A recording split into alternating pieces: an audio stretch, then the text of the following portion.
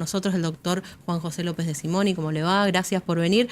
¿Está ¿Usted lo lloviendo o no conocía? está lloviendo Muy afuera? buenos días. ¿Usted le conocía a Oliva cuando era ministro de Seguridad?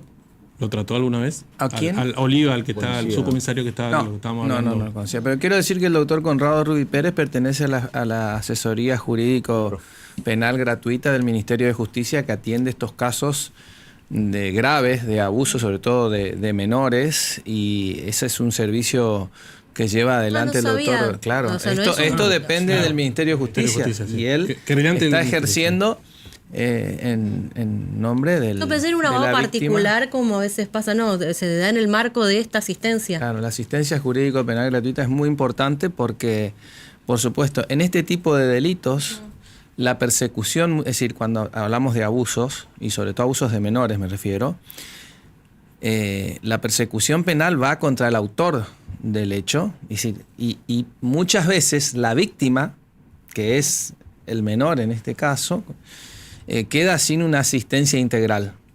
Es decir, ¿cuáles son los derechos de la víctima? Que es lo que incluso este nuevo Código Procesal también establece de la provincia, ese derecho de las víctimas de poder contar con toda la asistencia. Nosotros entonces, desde el Ministerio de Justicia, tenemos esta asesoría jurídico penal gratuita para asistencia a víctimas de delitos graves, como son los abusos. No sabía. Y eso cualquier persona. A menores. ¿Cómo accede una persona a este servicio?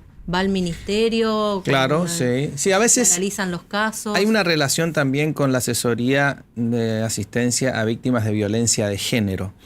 Entonces muchas veces ingresan por ahí los casos como violencia de género, que a su vez puede tener una derivación como esta, como abusos, y entonces allí hay un trabajo conjunto muchas veces entre la asesoría jurídico penal gratuita del Ministerio de Justicia y el Centro de Atención a Víctimas de Violencia de Género.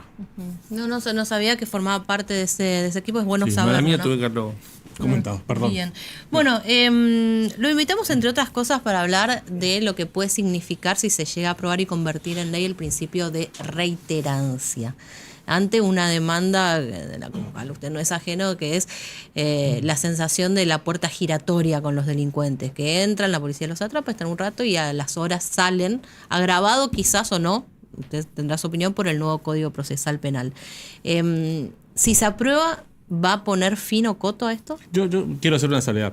En una entrevista anterior a la sanción del Código Procesal Penal, yo le había hecho la pregunta al ministro cuando era ministro de Seguridad, y me dijo, lamentablemente, Gustavo, tengo que decirte que no va a poner fin a la puerta giratoria. O sea, yo fui muy crítico de aquellos que en su momento sancionaron este código y que lo que hicieron fue que las puertas giratorias de la comisaría sean más rápidas aún. Pero uno de los que dijo, no va a ocurrir esto, no se le va a poner un coto, fue el ministro. O sea, que pudo prever... El nuevo código, no esta modificación. No esta modificación. Okay, el código que se implementó en noviembre del 2022 en toda la provincia de Corrientes. Fue uno de los pocos que dijo, ojo con esto, porque... ¿Usted ya advertía que este problema está pasando ahora iba a ser consecuencia de la aplicación del código? Bueno, sí, veía el problema precisamente por estar allí en ese ámbito del Ministerio de Seguridad, y donde tuvimos en su momento, por supuesto, acceso a lo que era en ese momento el proyecto, y yo en su momento le expresé, si es cierto lo que dice Gustavo, mi preocupación por esta posibilidad que finalmente se concretó. Es decir, esto de permanecer en libertad absolutamente, sin restricción, salvo cuestiones puntuales de fuga y bueno, lo que establece actualmente el código. Y me preocupaba que la policía dejara de tener esa posibilidad de la investigación inmediata y de la posibilidad incluso de aprender a los sospechosos, de tener testigos, bueno, en fin, esa facultad que tenía la policía en la investigación sumaria, mientras tenía el sumario en sede policial, y que directamente eso se modificó con el Código nuevo, Procesal Penal, desde noviembre de 2022, donde asume inmediatamente la investigación del fiscal.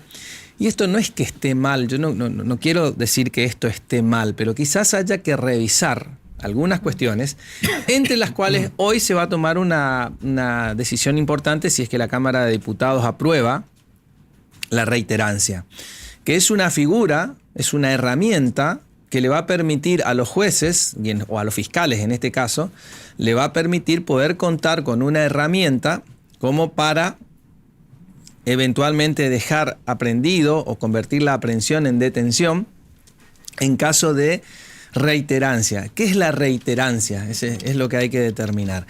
La reiterancia implica la posibilidad que un delincuente cometa delitos y aun cuando no haya culminado la imputación que tenga en algún delito cometido con anterioridad, vuelva a cometer otro delito y en consecuencia ahí hay un concepto de reiterancia, es decir, vuelve a cometer un delito y entonces ya podría impactar en la modificación que hoy se va a tratar, que es lo que se llama el peligro de fuga, que es una de las dos cuestiones por las cuales se dispone la detención preventiva de un sujeto. Claro.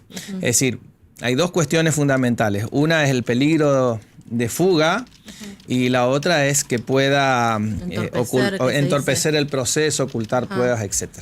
Ahora tengo que hacer una cosa, quiero dejar una pregunta. Pero ¿hay un plazo? Hay una diferencia, quiero decir esto, hay una diferencia entre la reiterancia y la reincidencia. La reincidencia implica una condena. Sí. Es decir, la reincidencia implica ya que un sujeto haya sido condenado por un delito que esté firme y en consecuencia el siguiente delito que eventualmente pudiera cometer ya tiene un agravante por esa reincidencia, cuando hay una condena firme. En cambio, en este concepto de reiterancia, quiere decir solamente que esté imputado o que haya cometido un nuevo delito, aunque esté el proceso en marcha, en otro delito cometido, y que no esté culminado, por supuesto, y que no tenga sentencia. O aún cuando tenga sentencia condenatoria, pero no tenga todavía firme, no esté firme, es decir, no estén agotadas las instancias. Por lo tanto, esta herramienta de la posibilidad de poder aplicar este concepto general de reiterancia, que es lo que dijimos recién, es una herramienta muy útil, va a ser una herramienta muy útil para los fiscales para que puedan poner algún freno a esta sensación que tiene la población general de decir, bueno, muchas veces se da esto que los delincuentes que cometen un hecho y cometen 2, 3 y más y no quedan detenidos, con esta herramienta ya van a poder evaluar de otra manera a los fiscales. Se quedan unos minutos porque me surgen un montón de preguntas de cómo en la práctica esto se podría llevar, si las comisarías tienen el lugar suficiente, si esto abre otra serie de circunstancias, cuánto tiempo puede durar esa prisión preventiva.